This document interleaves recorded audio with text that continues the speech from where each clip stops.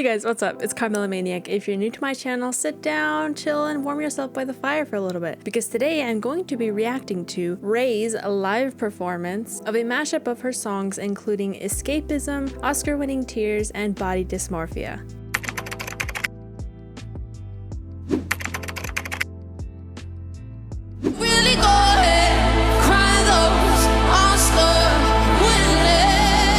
Now, I believe this performance is from the 2024 MTV/EMA Awards. So if I am correct, the first part of this performance is the mashup between Escapism and Oscar-winning Tears. The second part of the performance is the Body Dysmorphia part. So let's listen to the Escapism and Oscar-winning Tears mashup. I have reacted to Oscar-winning Tears before, her live performance at the Royal Albert Hall. Here is the video if you want to check that out.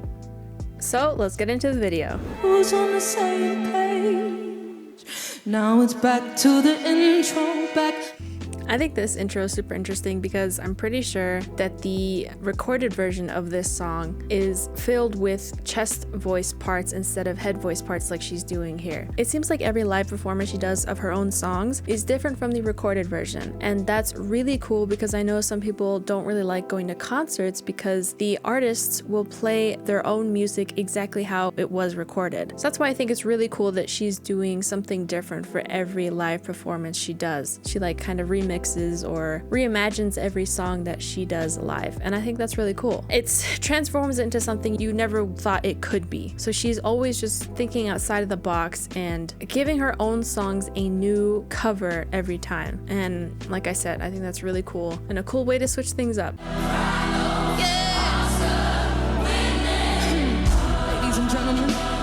Oh man, I keep getting goosebumps, but the choir behind her is absolutely phenomenal and gives this huge epic feeling to this song. And it's also in a minor key instead of a major key, which is how it was performed in the live version at the Royal Albert Hall. And I love minor keys, so I am not complaining. I love that deep, dark, epic, cinematic feeling that she brought to this version here. And the choir is just absolutely amazing. I love that so much. It made it so epic, so unbelievably epic that it gave me goosebumps. Absolutely crazy.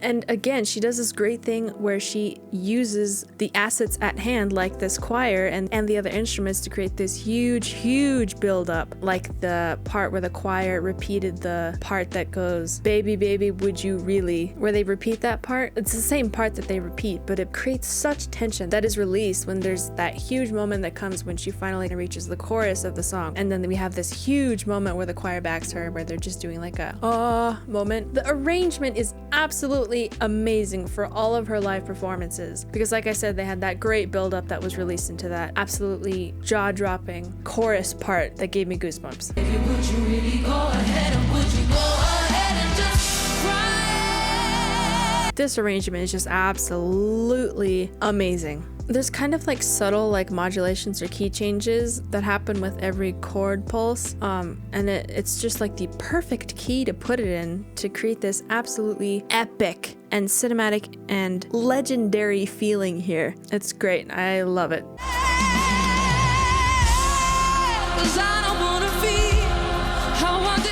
Key change right in the middle of a long note. So cool. Goosebumps yet again. But also, I really loved how it just looked so effortless how she held out that long note. She was like, this is easy. That was great. I just love the feeling a key change brings because it like alters your brain chemistry and it sounds so different and you're like, oh, that was sick. You know what I mean? That was cool.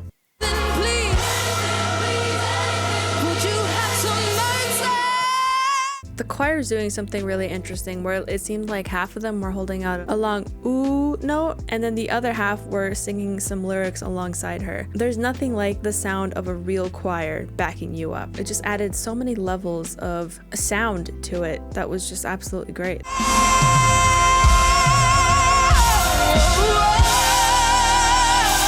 Again, an absolutely jaw-dropping long note to kind of end that absolutely epic and cinematic song, and I expect nothing less, and a great way to have the best culminating point in the song. Just great, and kind of got out all that pent-up energy that was being built up throughout that entire song. Yeah, that had great arrangement, and I loved the depth that the choir had. It's just absolutely phenomenal, amazing, beautiful.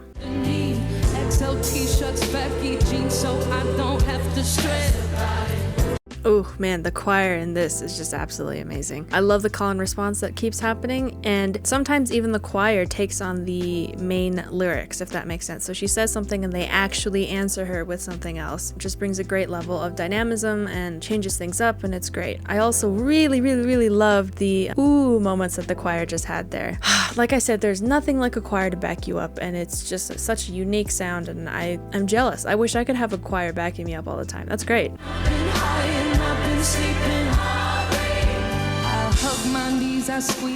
I don't know if they mix and master this after the fact. Forgive me for not knowing that. But things are panned to different sides. Like I just heard a violin on the left side, like a solo violin. And then I heard the rest of the strings on the right side. And I really thought that was cool. It's such a nice little frill backup kind of ornament there. Just to keep you interested, and it just sounds pretty. But like I said, I don't know if they did that like live recording or if they mix and master stuff after. And if it sounded different live. So obviously it's a little bit harder to have things separated like that in a live setting. So obviously I don't think that the audience heard that part that well, especially since people are seated in all different areas of the performance space. But I did just really appreciate that violin on the left side. That was really pretty.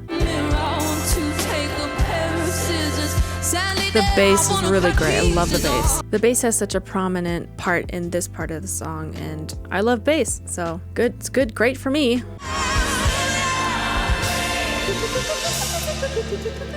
Okay, this part has to be like a jazzy like mode or something, because the key to me was very unclear there, but it made sense. That's how jazz is. The key is not clear, but it makes perfect sense.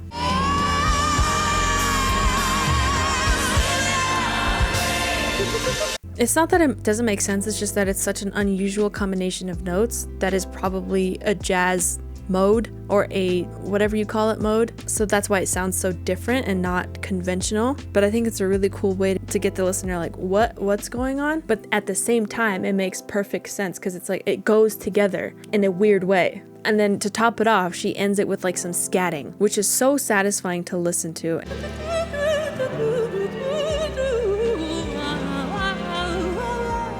What a jazzy little finish. That was so interesting. And no, you could tell everyone was like, what? Huh? What's going on? But they're like so entranced by it. So it's like, it didn't even matter. You know what I mean? That was really cool. I love that. That was so different. I really loved listening to that. I was very entranced by that little jazzy finish there. I think the first part of this performance was my favorite. I just cannot get over how big the choir made everything feel and how epic it made everything feel. Obviously, Raye's a good singer, so she rode the wave that the choir was making expertly. So there was no problem there, and she filled in spaces with her long belting notes. She did a great job there. I really enjoyed the big choir moments where they were doing this kind of like moment behind Raye to back her up. It created so much space in the mix. It was exquisite. I loved the long chord progressions of the first part of this performance. Each change felt like this momentous occasion. I never got bored with those chord progressions, especially since there was a key change in like halfway through, and even inside the key it felt like it was modulating here and there because the sound changed so much. So that was perfect. I also really enjoyed the buildup that the choir helped Raye achieve in the first part of the performance, where they were saying baby baby would you really wanna, or whatever they say there, to kind of have that huge buildup to where Raye sings the chorus. I really enjoyed that. That was absolutely amazing. I loved the first part of this performance.